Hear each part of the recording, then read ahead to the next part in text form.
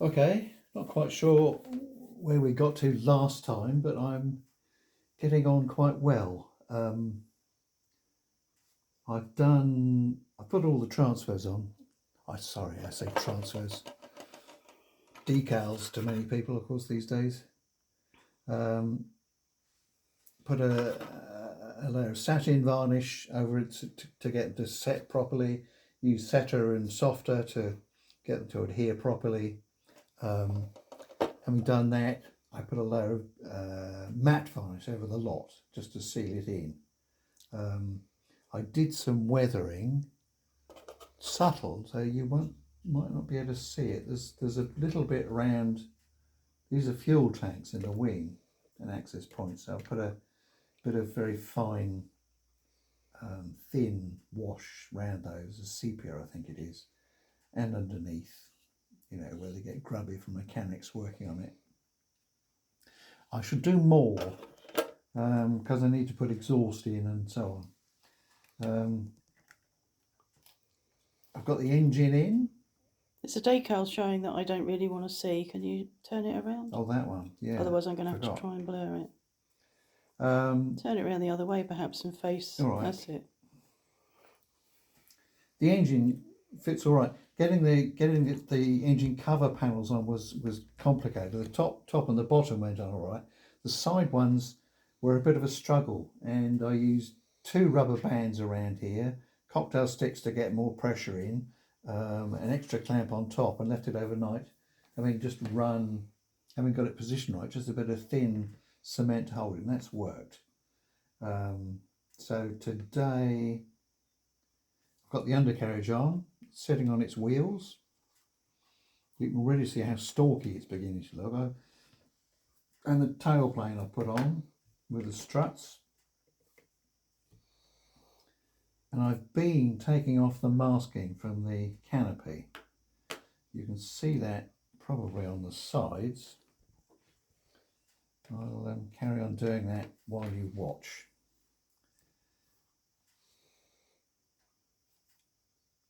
I think I've said before, I'm not really used to using masking to do canopy framing, but it's working quite well actually.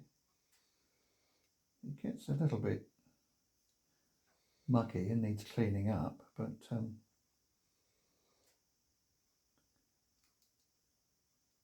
otherwise it's gone quite well. I've grown up used to just freehand painting with a very fine brush, and I do, as many people do, will clean up with a wooden cocktail stick tip to get excess paint off, to get the frames defined better.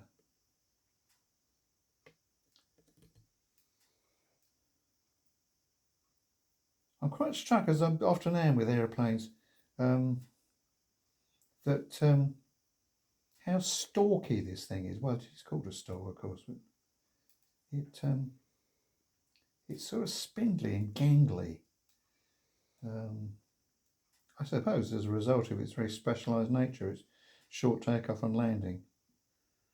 I believe it could take off in about 65 metres and land in about 30, because it can fly very slowly. As I've said, captured ones are highly prized by Allied commanders to take them around the battlefront and look and see things. There, you can see they're beginning to emerge, looking more like it's supposed to. The wings, I put the door on. It's got an open. I left one door open. I like to leave canopies open or doors open sometimes, just to make them a bit more ready to climb into, sort of thing. And this rather extravagant Tamiya engineering, a metal wing spar. Is that Tamiya engineering, or would there have been a metal wing spar on the original? Oh, the real thing with our metal wing spars, but it's unusual in a plastic kit. But it was I think it was their 200th kit. So my impression is they went to town. To some extent, given how spindly the aeroplane is, you've got to build in a lot more strength than you might normally. So the wings just slide on. The strutting to go underneath, even more struts, and this to go on top. But this fits into lugs. So when you put the canopy top on, it locks the wings in place, which is a bit like Lego does, which quite intrigues me. Hang on, why is that not going in so well?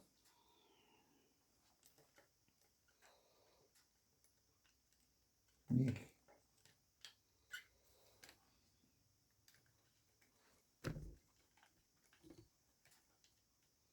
Anyway, I'll get that in later. And then I've got to take the masking off the top of the canopy. There's a machine gun to go in the back. It highly unlikely to have been used when it was carrying Rommel, but it appears there was one put in place. But it's coming on rather nicely, I think. You're lifting it out of view. Am I? Oh, well, there you go. Yeah. Okay, so that's where we've got to so far, and it's just Turn a it case away of again, putting please. Nose on. nose on. Yeah. Is that nose on? Yeah, well, you keep showing me the thing we're not meant to look at. Oh, well, it's in And shadow. if it's too obvious, I might have to try and blur it. I put my thumb over it.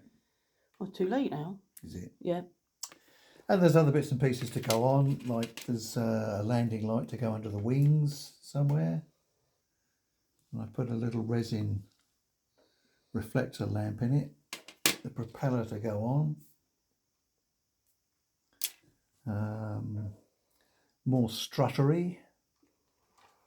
There's a pitot tube somewhere. An exhaust underneath and an air intake. And then it's down to the scenery. They provide oil drums and jerry cans for obvious reasons, made by the Germans originally and copied by everybody else when they couldn't capture German ones. And appropriate figures, including Rommel.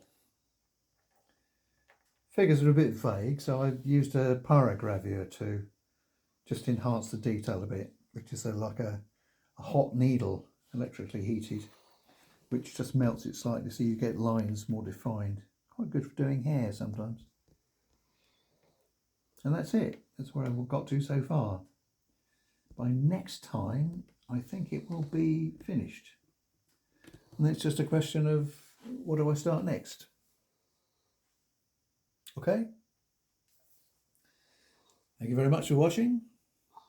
Au revoir, à bientôt, à la prochaine. Finished? Yeah.